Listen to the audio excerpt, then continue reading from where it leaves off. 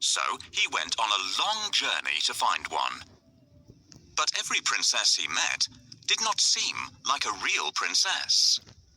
I must find a real princess, he said to himself. I will only marry a real princess. As the prince journeyed home, he was very sad. He told the king and queen that he had met many princesses, but that he could not find a real princess. I have been searching the world for so long to find the princess of my dreams. I haven't liked any of the ones I've met so far. What if I never find the love of my life? That night, there was a frightening storm. The wind blew hard and the rain poured down.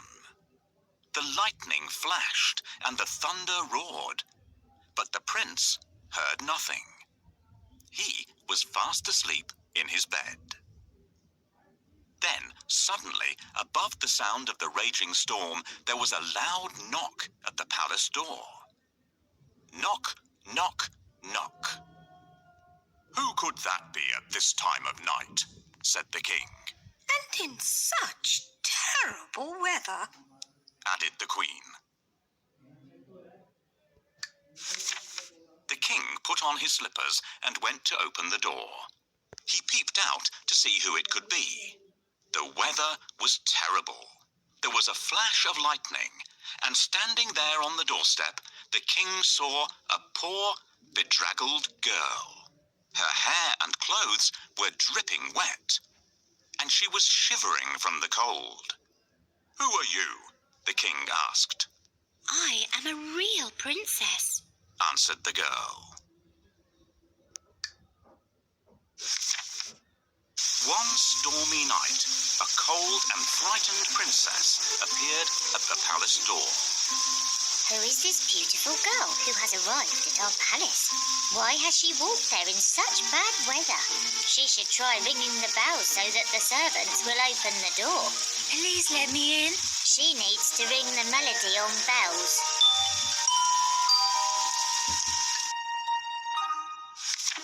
The king let the princess in, and the queen said that she could sleep that night in the spare bedroom. The princess was grateful and thanked the king and queen for their kindness. The queen then turned to the king and said, "We must find out if she's a real princess or not." "How?" asked the king. Without saying a word, the queen went to the spare bedroom and took off all the bed covers. She then took a small, hard, green pea from the kitchen cupboard and placed it under the mattress.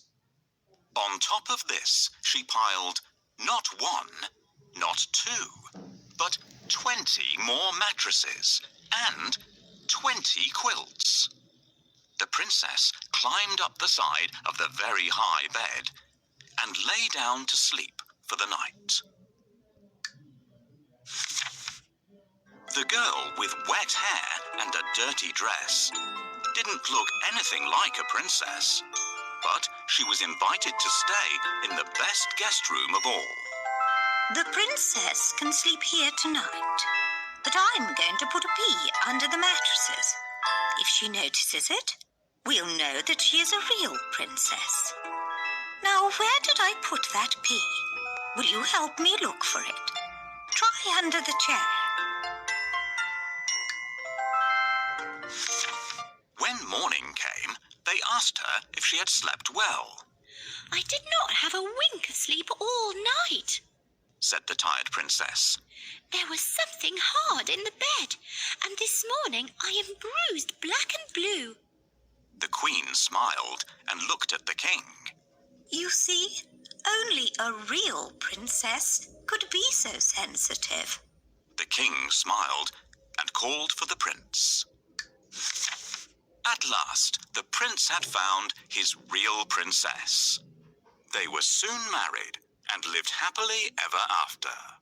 And the pea, it was placed in the museum for all to see.